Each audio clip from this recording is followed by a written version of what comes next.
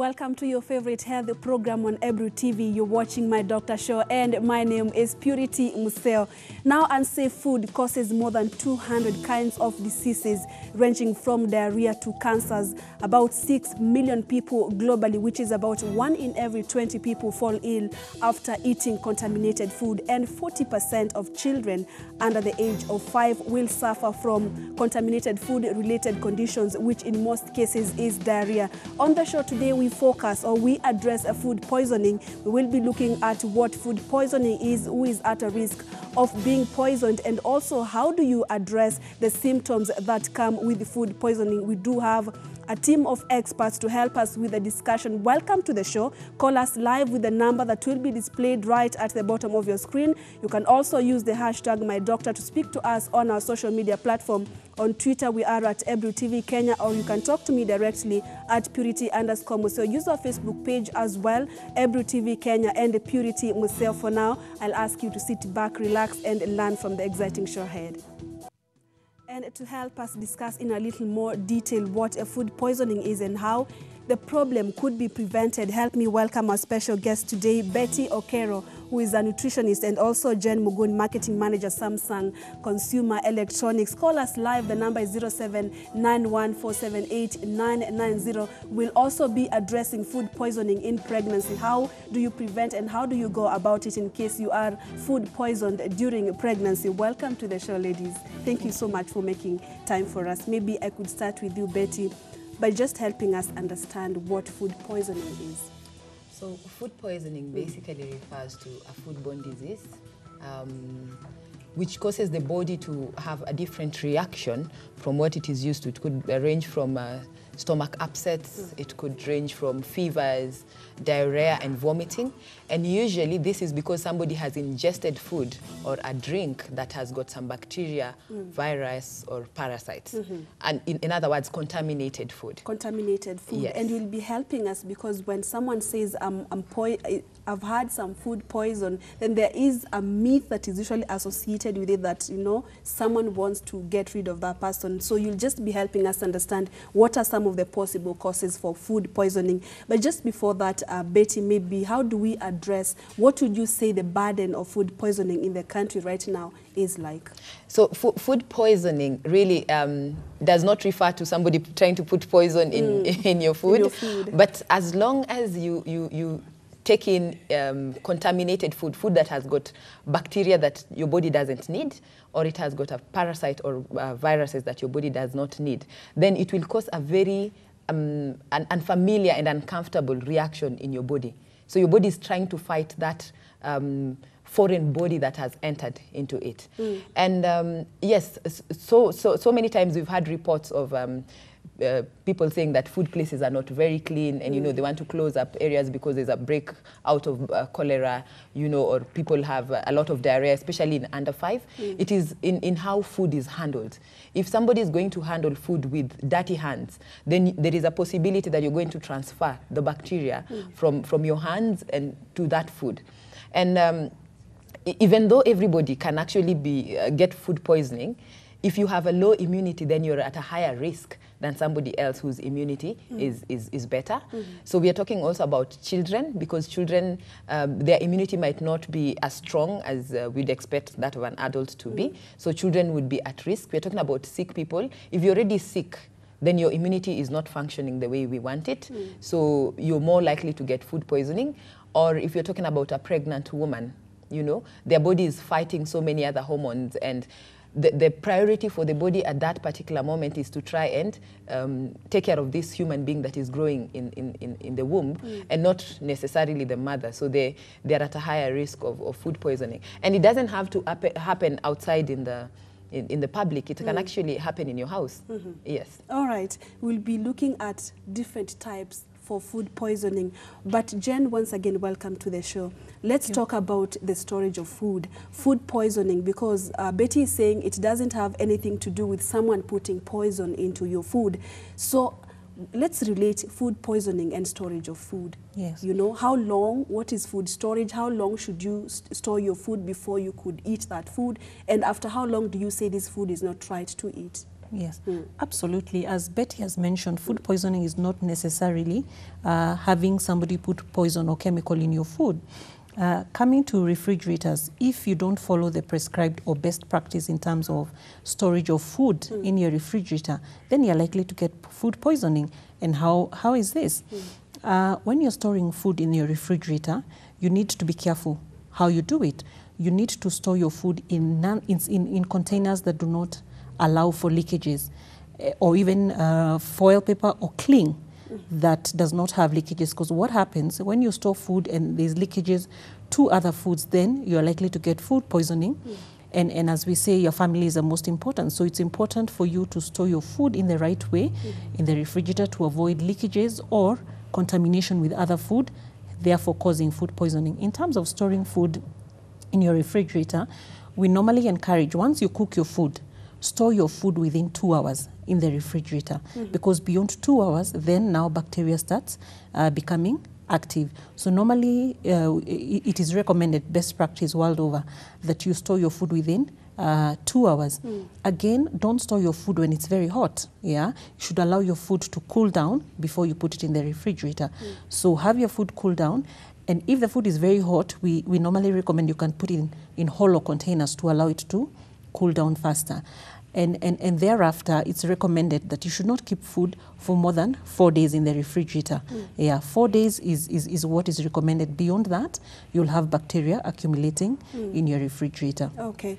Betty, take us through different types of food poisoning. So, depending on the origin, one of the most common that usually may affect children and pregnant women is botulism, which you've had people say that we should not give honey to children who are below the age of 6 months and all that.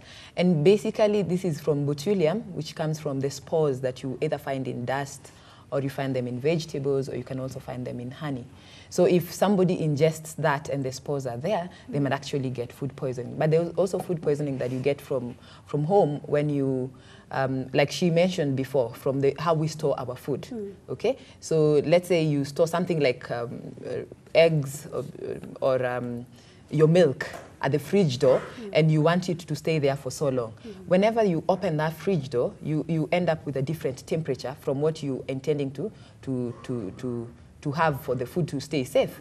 So when we do that for so long, and you know that milk takes a very long time, and you ingest that, you're more likely to have accumulated bacteria, because bacteria will be comfortable at a certain temperature. So when you keep changing the temperature, it mutates itself and wants to really exist in that food. Or then you mix your chopping boards. You know, what you use for meat is what you use for your vegetables. That cross contamination can actually lead to food poisoning. Or then you decide to eat meat that is starting to go bad, but you're thinking you spent so much money to buy it and you don't want to throw it away. That also can lead to food poisoning. Or then you have come from the washroom to help yourself from the toilet, and you haven't washed your hands clean, okay? Or you're touching meat, you haven't washed your hands, you're going to, you know, to touch another food. Or when we are feeding babies, how are we washing the utensils that the babies use? Are we even disinfecting them? So if you're not doing all those things, then those would be some of the sources and then the types, or the ways that would get food poisoning. And just before we look at the signs and symptoms for food poisoning, you've mentioned that the babies under the age of 5, they are more or at a higher risk of getting food poisoned. You've mentioned immunity, which we all agree. But now someone may be asking, so what exactly should I be, apart from considering your hygiene, what exactly should I be giving my baby, especially just after weaning, after 6 months? What should I introduce my child to just ensure that we reduce the number of cases for diarrhea that we see for children, especially under the age of 5 or 1 year? So it could be two things. It could be maybe the way we have introduced food, we've given too much that the body is not able to accommodate. And so we might not really call that food poisoning, but we need weaning or trying to introduce complementary feeding should be a very progressive kind of behavior.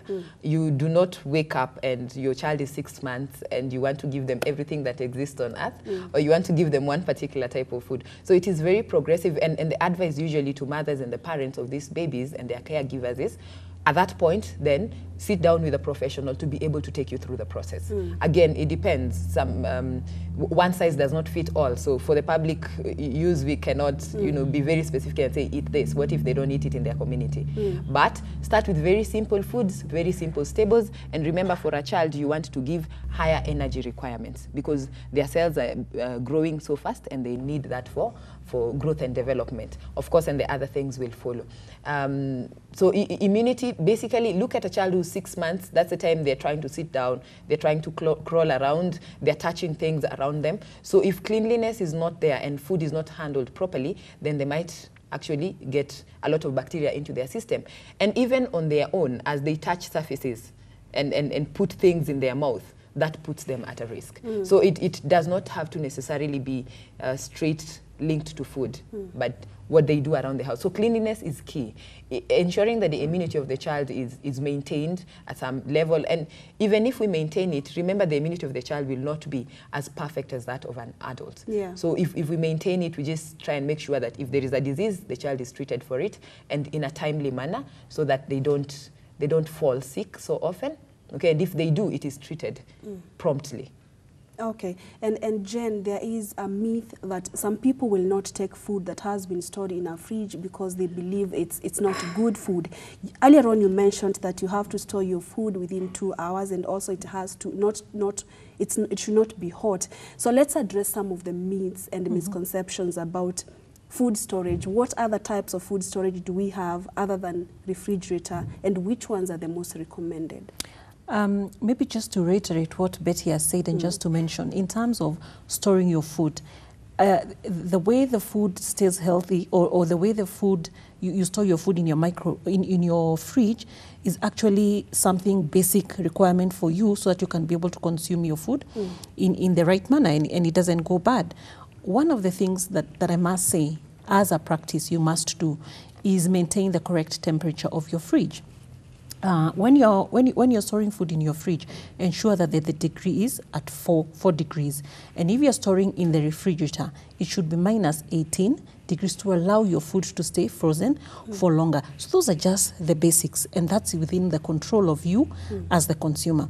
So if you follow those guidelines, and as she mentioned, and this is best practice, don't store some of, like milk, don't store your milk on the door of the refrigerator. And anyway, it is not designed for that, because once you open, you get moisture coming in, and which can actually push the degree of your fridge up in a very short time, as a minute.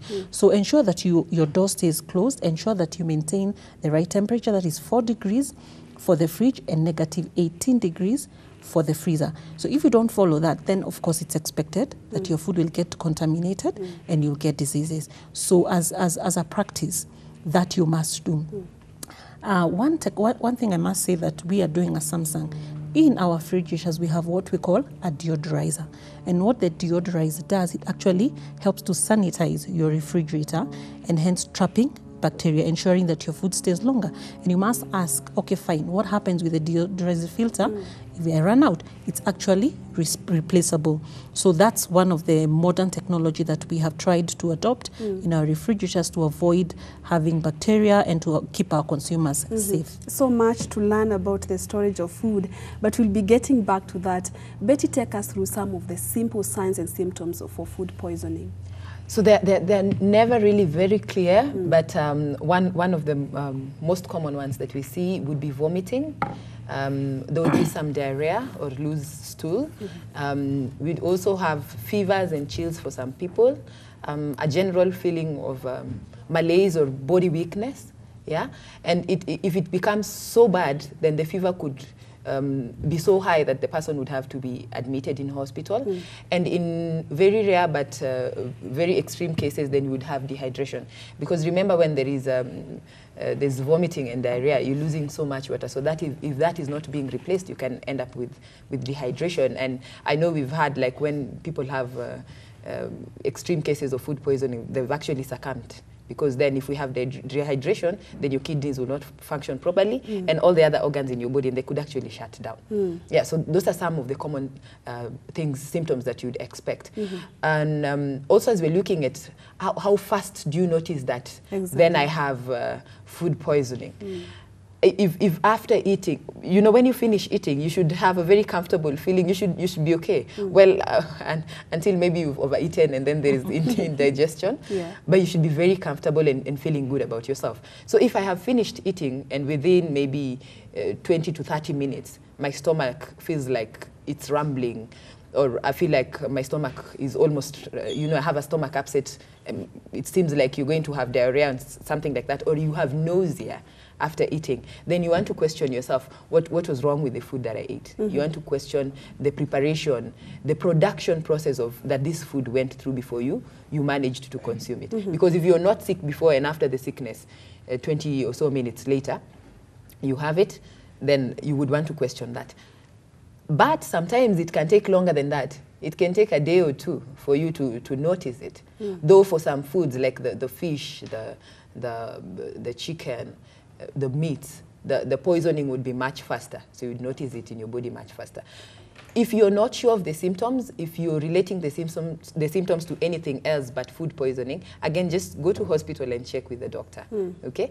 Ideally, those symptoms should be able to tell us what is happening. If we go to hospital and we're not able to place it, that you're having food poisoning or something else that would display the same symptoms, then we'd probably run a stool test, stool culture test, to just determine if we can see the parasites or the bacteria in that stool and determine what it is and how to treat it, or also blood tests to see if the infection that you have has gotten into the bloodstream, because if it does, then you have to be under such heavy treatment to try and clear it, because that can be very dangerous to the body. And the symptoms for food poisoning, the common symptom is diarrhea, which is also a symptom for cholera.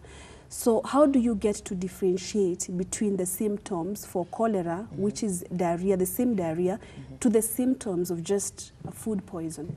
So for food poisoning, it might not be to the extreme. You'd have the nausea, the vomiting, and the diarrhea, but it would not be to the extreme. But the one for cholera, it would be so extreme that if we take an hour or two before we get you to hospital, you would not even have the energy to do it. So the first... Because at home, you're not able to distinguish that, and sometimes you actually need those tests to see that, you know, this is what is happening. And for diarrhea, in most cases, you'll probably even have the fever setting in very fast, faster than they would set in food poisoning. So because of that confusion, the safest way always, if somebody is having diarrhea and vomiting, and within 30 minutes you're not able to stop it, and it is continuing, you know, the frequency of the diarrhea is very fast, then you would want to run to hospital so that you don't second guess it. Yeah, and we have Jacinta from Kasarani online. Hello, Jacinta. Hello, are you?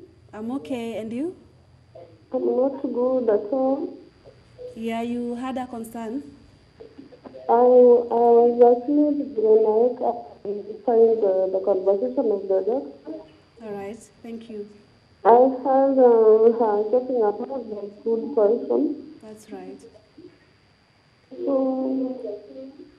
I took some food yesterday, the day before yesterday. Just reduce the volume of your television set. We can't get you clearly. Jacinta, just reduce the volume of your TV. Okay. Okay, go ahead now. I'm not feeling well in my stomach. All right. After taking the food, I just started a pain. But she vomit. Okay. So I need the solution, because I went to the hospital. They gave me the painkiller, but it's still hurting. Okay. So what can I do? All right. Thank you so much for your concern. Betty, Jacinta is asking, she ate some food a day after yesterday, and she's, I think, having stomach upset.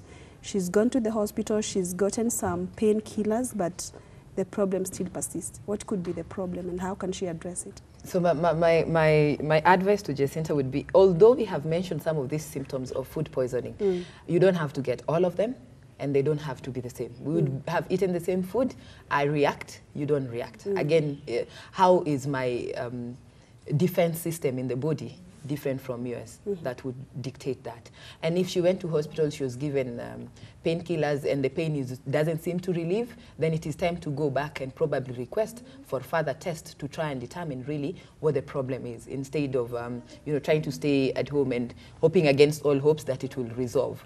Meanwhile, if there is diarrhea, I didn't hear her say that, but yeah, she said there's no diarrhea. There's no diarrhea, it's just the cramps. Yeah, so she would have to go back to hospital to just, you know, try and determine the exact cause of the stomach cramps or the stomach pains. That would be the safest. And she says she ate the food from home.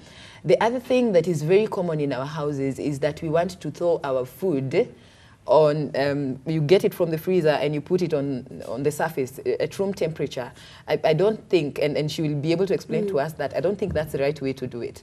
Because the temperature at where you're getting it from the freezer to what you're using at room temperature might actually encourage growth of bacteria.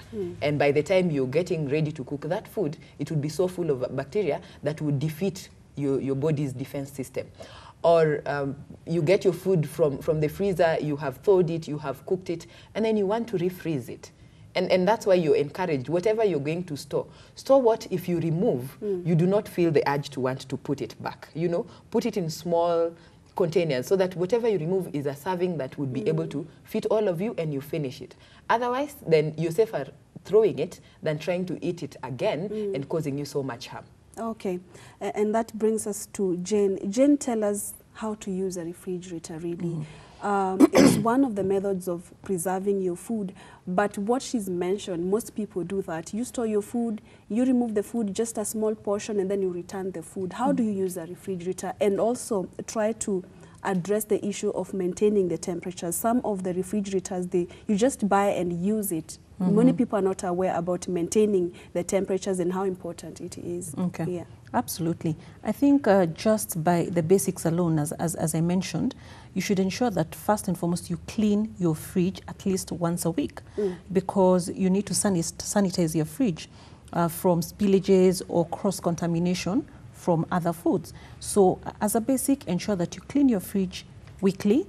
And over and above that, just normally you can use hot water, or you can use some food-based kind of substances like vinegar. You'll be surprised. Vinegar is actually ideal and recommended to clean your fridge, or you can use baking soda, or you can use lemon.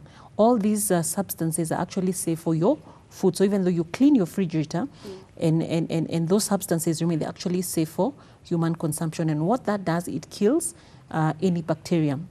So as a standard, you must maintain a basic hygiene when you're using your refrigerator. Number two, do not store food in big portions in your freezer, yeah? Because what happens, store only what you're going to consume for that particular moment. So develop the culture and the habit of storing your foods into the portions that actually fit your cooking for that moment.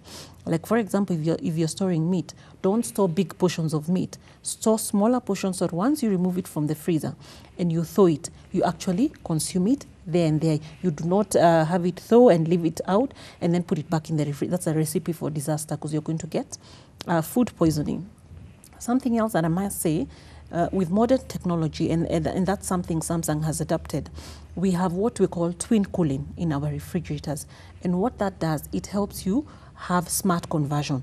For example, if you're going on holiday, yeah, and you want to save your food for longer, you can do vacation mode where you convert your actually fridge into a freezer. So even when you come back, your food is safe for consumption. Or if you have a lot of food in the fridge, you can actually convert that and have just the fridge functioning alone. Or you can have the normal, where you have the fridge and the freezer. So all those various options are there to be able to preserve your food longer. Something else I must say, once you store your food in the freezer, don't keep it for too long. It's normally recommended about 2 to 3 months maximum to put your food in the freezer. However, we keep saying, once you remove your food from the freezer, if you've stored it for that long. So for the freezer, you can go for months. 2 to 3 months. But for the fridge itself, it's 4 days. 4 days. And also maintain the right temperatures of 4 degrees on the fridge and -18 for the freezer. All right. Allow me to cut you short. We have someone online. Hello. Hello. Hello. Hi.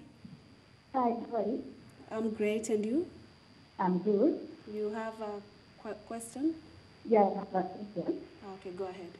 My question is, I can see lots of people like cooking food like this, and they put it in the freezer for 1 month. Is that food poison or not?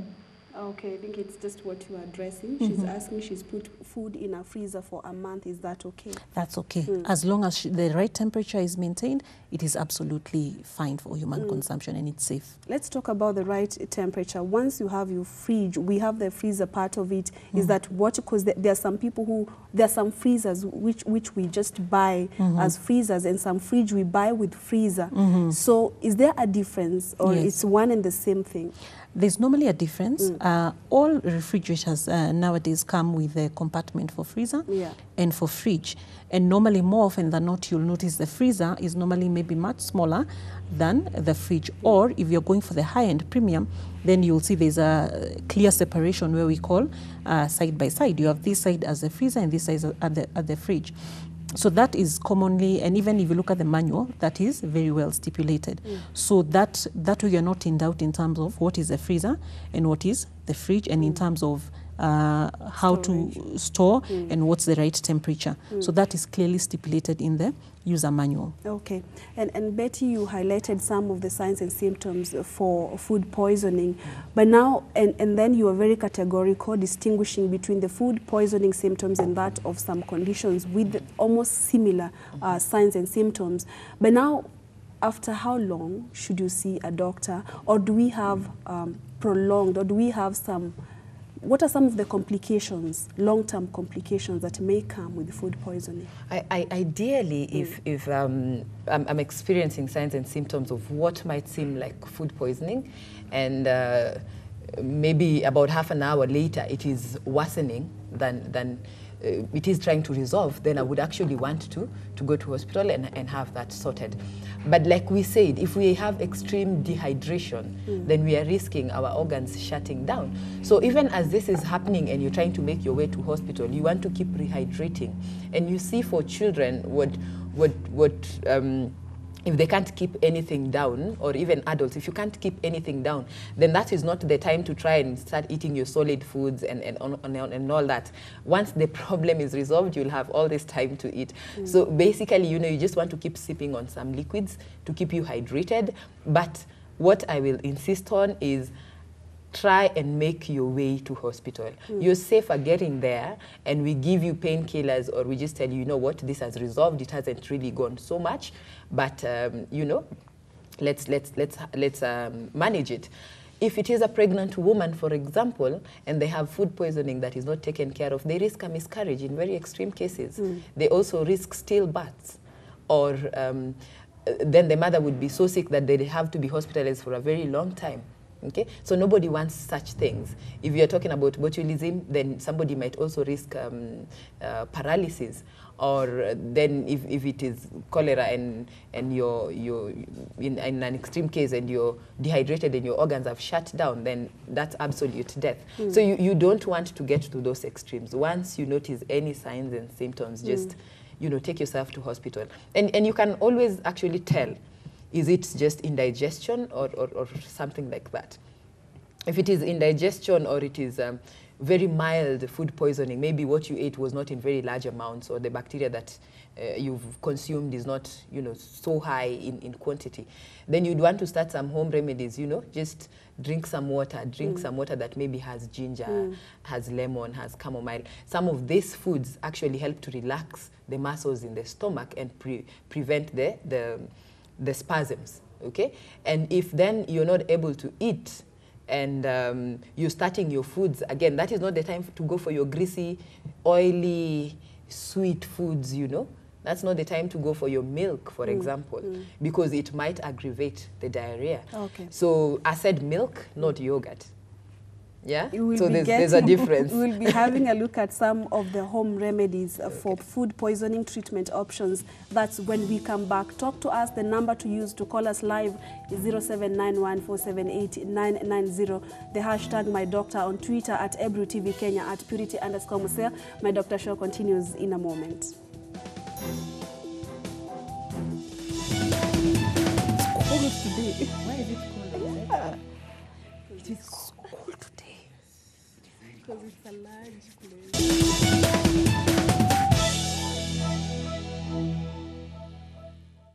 Welcome back to the second and the last part of the show. You're watching My Doctor Show. Just in case you're joining us for the very first time, our topic of discussion today is food poisoning. We are addressing how do we preserve our food, and even how do we use a refrigerator. Call us live. The number is 0791 478 990. We do have Betty and Jen just helping us with the discussion. But just before we could get into it, let's have a look at the home remedies first.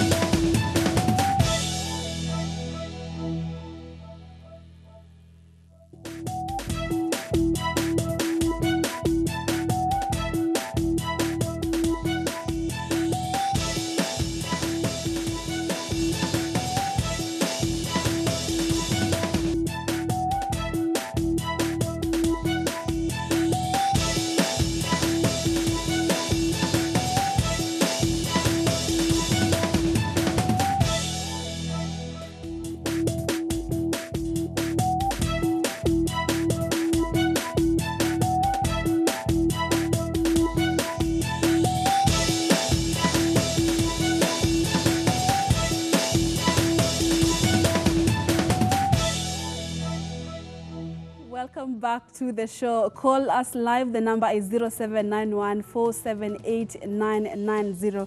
Betty and Jen, welcome back to the second part of the show. Thank you so much for staying with us. We are still talking matters food poisoning. Let's get back to you, Jen. You talked about, let's help us understand on food preservation. Let's get back there. You said you store your food within 2 hours. If it's in the freezer, then it could go between 1 to 3 months. That's what you said. But now, how do you first store your food? Is there a pattern of food storage? For example, you have githeri, you do have meat, you have pork, you have fish. Is there a pattern of storing them, or do you just put them together? Well, I will not say there's a prescribed pattern, but the basics is this. How do you store your food prior to putting it in the fridge? You must store in containers that don't leak, such that there's no contamination or fluids. Like, for example, if you put meat in those papers that you buy from the supermarket, of course you'll expect that there'll be some leakages into your other food. So you can imagine that liquid is seeping into your githeri, into your all these other foods. Then actually that's actually a recipe for disaster. So the basics in terms of storing your food is in the how. Make sure you have none containers that are leaking, or you wrap tightly such that you're avoiding food leakages from one to another. Something else that you must do to ensure that actually your food is stored correctly is ensure, as I said, the door is locked, and also always look at the rubber seal along the door. Ensure that you check that regularly, and in case there is anything loose or anything that needs to be, you need to replace that, because once that is not replaced properly, then you don't have the right temperatures in your freezer and your fridge. So that's as a standard.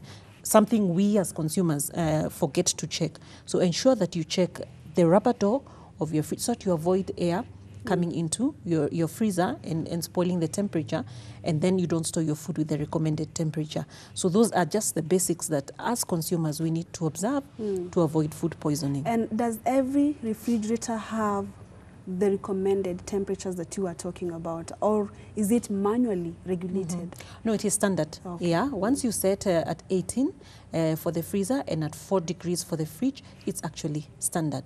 But in the opening and closing, if you open the door for too long, for example, if it's at 4 degrees, it's actually easy for it to rise up. So open the door when necessary and don't leave the doors open. Yes, that way you encourage your food to stay at the right temperature. And you've talked about the containers, but there are people who just store their food using the polythene papers. Can you just to ensure, as long as it's not leaking, can you use the papers to store your food? Yes, there's some papers that are recommended, and if you're buying in the supermarket, it's actually recommended for fridge usage. So it's not just any paper.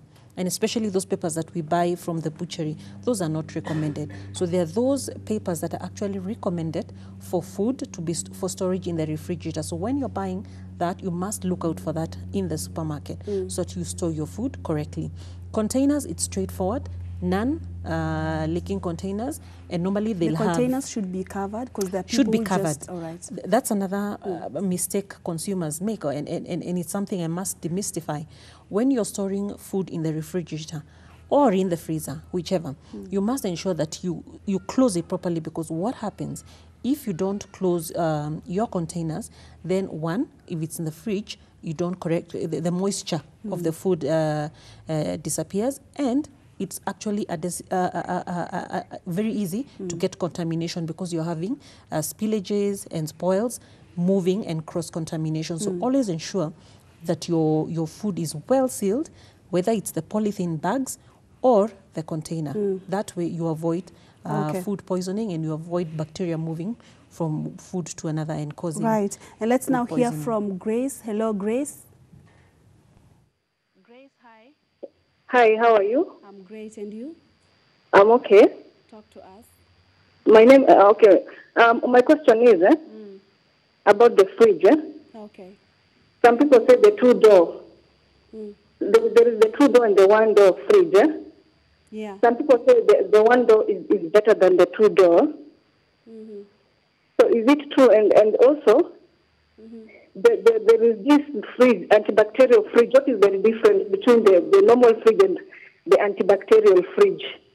All right. Yeah. I thought, Jen, you've heard her clearly. Yes. The one-door and the two-door fridge, and also the antibacterial fridge. Okay. Well, what I must say, it's actually sometimes a matter of preference. But with modern technology, you'll see as there's what we call the entry level fridge, and then you go all the way to the premium. Normally, the smaller fridges, which are actually maybe for the lower end consumer, you'll find sometimes they just have a one door. But as you progress, and as a consumer, you go through your consumer journey, then you'll want to progress and go for a two-door. So either way, the fridge will still function as normal. It's more of a matter of preference and style, because if you go for the two-door, then it ensures you have more space down here for your fridge, and then you have so it's your not freezer. a matter of So it's not a matter one is better than the other. No. No. It's actually just a matter of preference, but it will still function at the as recommended. Yeah. So it's just a matter of preference. And Betty, now take us through diagnosis and also treatment options for food poisoning. So depending on what the doctors will actually find out, if they find out it's just normal food poisoning, and to what levels has it gotten to the bloodstream and all that, will dictate what they will use. So of course there'll be some painkillers just for managing the pain and maybe the abscess that would be there.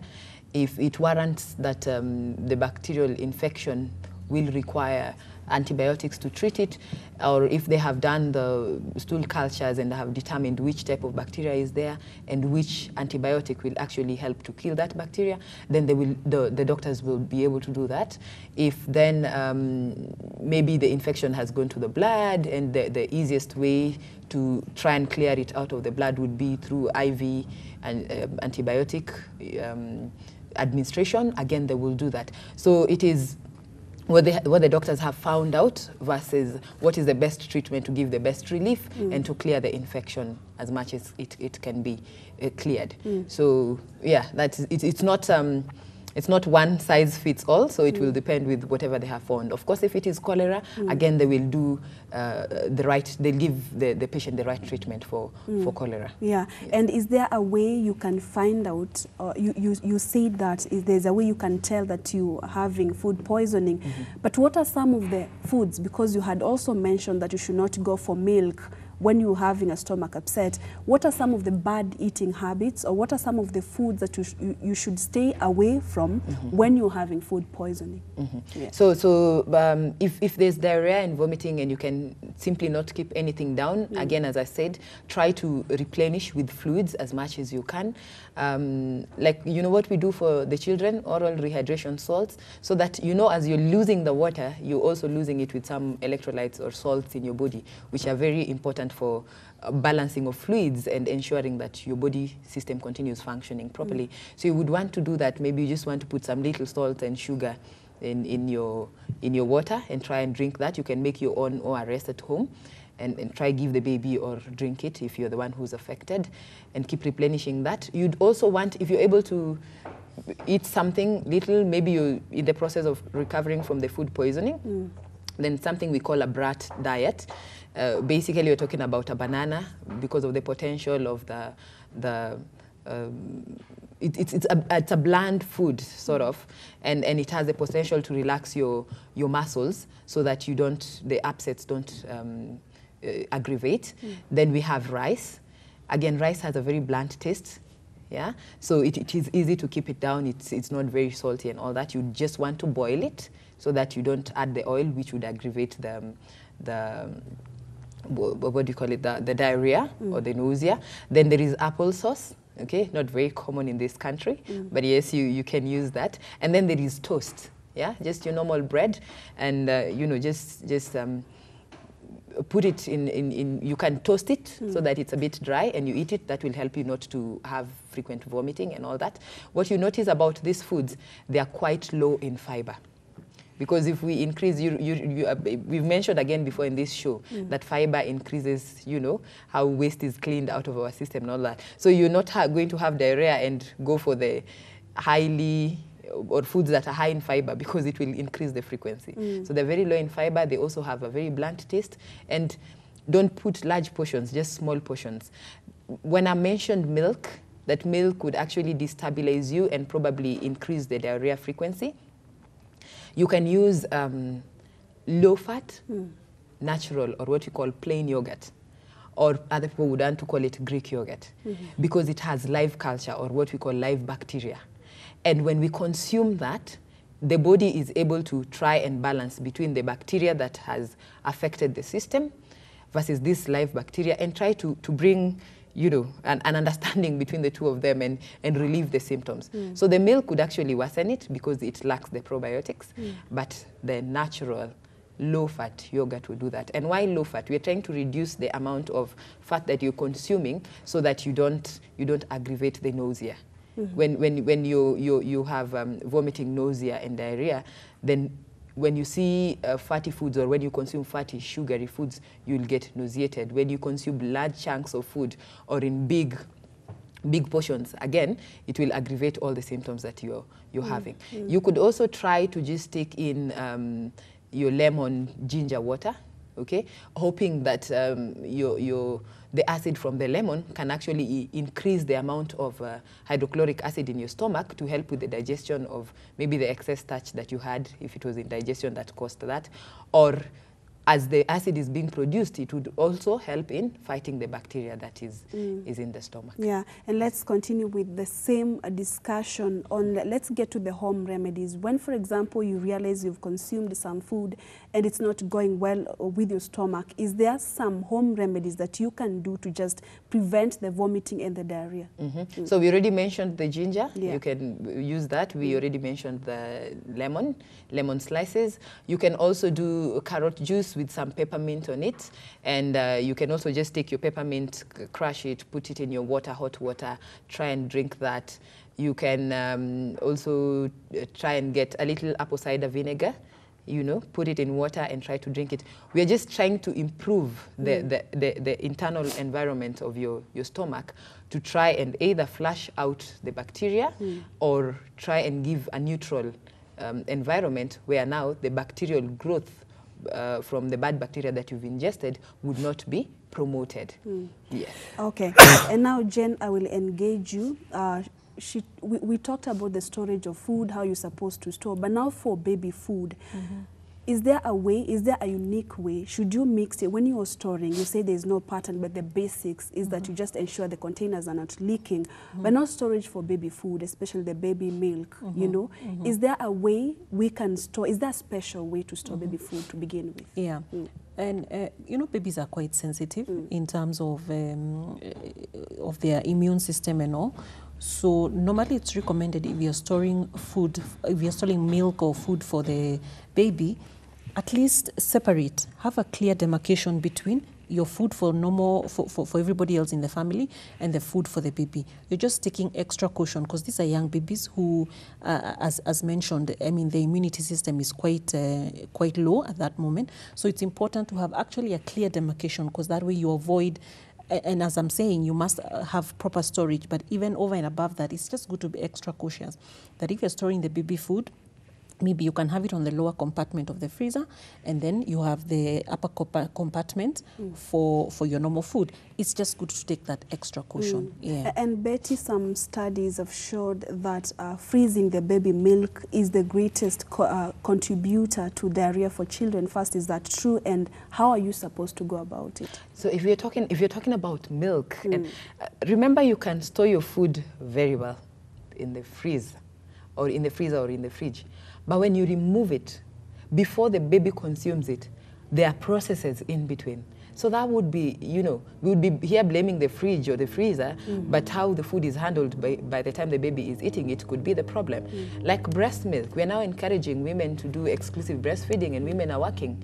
So after 3 months, they actually have to go back to the office, and they don't have 24 hours to breastfeed their babies. And we tell them express the milk and store it. So if they have to do that, then the containers must be very clean and sanitized, okay? And each container would only accommodate what the baby would be able to drink as a feed.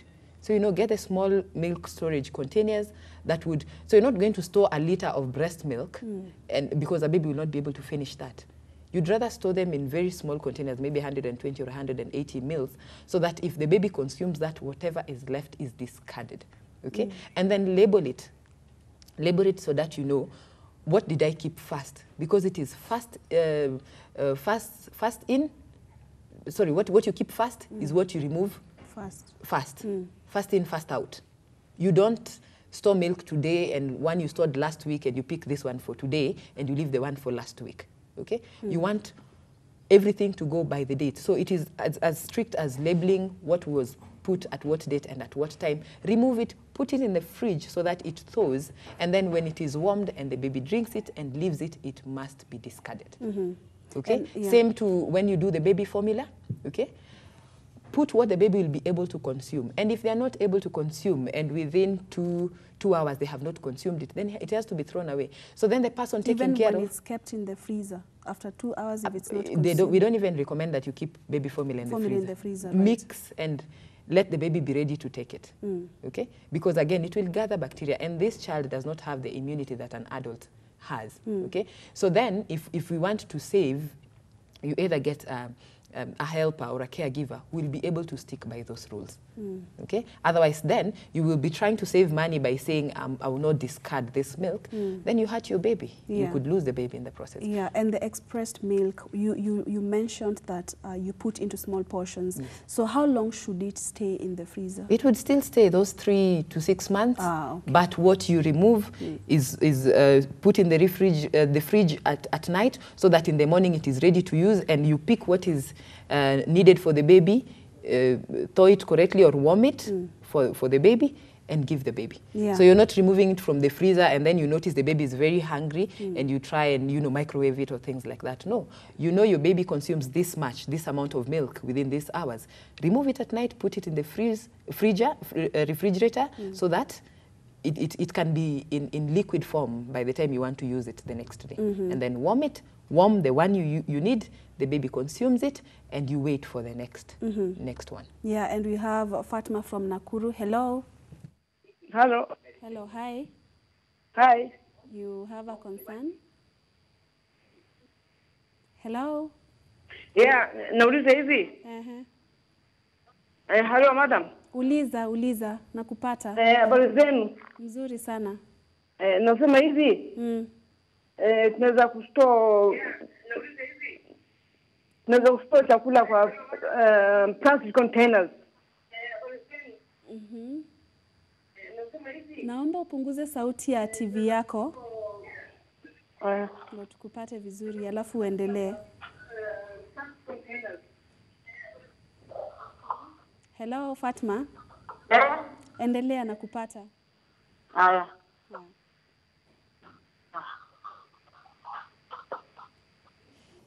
Asante. She's asking whether it's good to store food in plastic containers. It's absolutely allowable and absolutely correct. as long as I've kept on mentioning in the show, as long as there's no leakage, those containers should actually be properly sealed to avoid any leakage. And you should always store food when you put it in the fridge or the freezer. It must be completely closed to avoid moisture getting out of the food, and that actually overworks your refrigerator, the compressor, and of course high bills and all. So you make sure that when you're storing, you follow the right prescribed format as best practice. Yeah, and let's talk about the bills for using a fridge.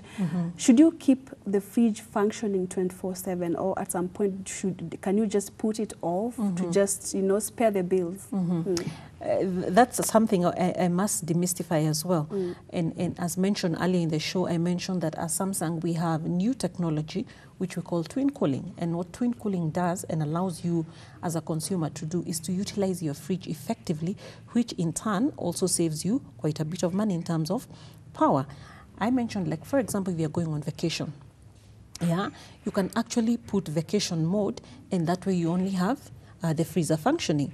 For example, let's say you don't have too much food in the freezer, you can actually change that format and have the fridge alone, and that's what we call power saving. So with modern technology, we have new, what we call Samsung twin cooling format, which allows you to use your fridge as desired.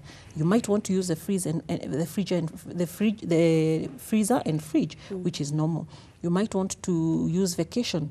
You might want to use only the lower part and save you, and that's what we call power saving. So yes, there with Samsung fridge, there are various conversion formats that you can use and actually save you power as well. And what happens, Jen, when there is a power blackout? You know, just all of a sudden there's power blackout for an hour, even the whole day.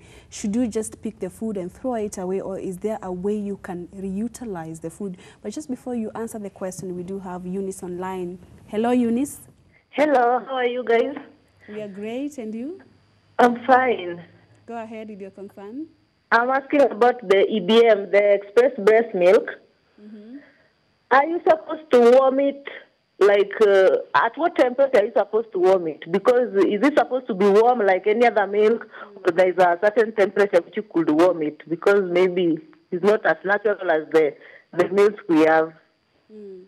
Yes. Thank you so much, especially after freezing it. Are you supposed to warm it or even heat it until it boils? So whenever mothers pose that question to me, what I tell them is, if there's still milk, and when we are teaching them how to do the expressing of the milk, we ask them to express it at the back of their hand, so that they can actually internalize what kind of temperature that the breast milk comes in. And you'll notice it is barely lukewarm. Okay, it is not as hot as our normal milk. Okay, so you want to keep it at that temperature, and that's why I said when you get it from the freezer, you put it in the fridge so that it can be in liquid form. If I put it in my water, normal hot water, for a few minutes and try to test the temperature at the back of my hand, I'll notice the lukewarmness, and that is what the baby needs. So again, you're not going to, you know, overboil it. It is not meant for that. In fact, we are doing exclusive breastfeeding because naturally we're not able to stay home for 24 hours with this baby to give them the same breast milk. So it is not heating, it is just warming. But you can't do that if you have removed it from the freezer to that water, because you will not know if all the milk has actually warmed. Yes. Okay. And Jen, once you've stored your food in the refrigerator, how are you supposed now to use it in terms of warming it? Are you supposed to? Some people use a microwave. Do you heat that food completely, or you just warm it like she's talking about for breast milk? It's actually a matter of preference. What normally happens, if your food that's frozen in the freezer, you can actually put it on the fridge area, and then it will actually thaw to the desired level that you want to cook. You could also use a microwave. But if you use a microwave, then again you must consume that food at that moment, because if you use a microwave and then put the food back into the fridge, then you're encouraging bacteria. So if you use a microwave, it's actually safe, but you must consume it there and then. You can also put it at the fridge where we have normal room temperature, and your food will actually thaw. So either is safe, but it's just the technique, or rather the practice that you use. Ensure that you actually cook it immediately and cook the food. I mean, if you're putting food in the fridge, as mentioned, you must put it 2 hours after you've cooked the food. And again, don't put hot food in the refrigerator. You're going to encourage bacteria because you're putting it in the wrong temperature. So it's actually just a matter of handling. Yeah. Okay, and Betty, I'll ask you in 10 seconds. Just leave us with some few tips on how to ensure food safety. So just the food handling has to be it has to be done in a very hygienic manner. All hands must be cleaned after visiting the toilet, after touching a different kind of food, after changing the baby's diapers. Just ensure that your hands are clean, the surface where you're using is cleaned, and separate your food. And for pregnant women, don't go for the raw foods. That's not your time to go for sushi and shellfish and raw eggs, because I don't know what does it do to your health. Just, maintain the utmost hygiene that you can. All right. Thank you so much, Betty Okero and Jen Mugun. We do appreciate that's all the time we had for the show. We would have wished to continue, but that's the time. Thank you so much for watching. Thank you for your contribution, your comments. We highly appreciate. You can always download our previous episodes from our YouTube channel. Just go to Ebru TV Kenya or Purity Museo and choose the episode of your choice. The show continues tomorrow, same place, same time. I'm Purity Museo. Bye-bye for now.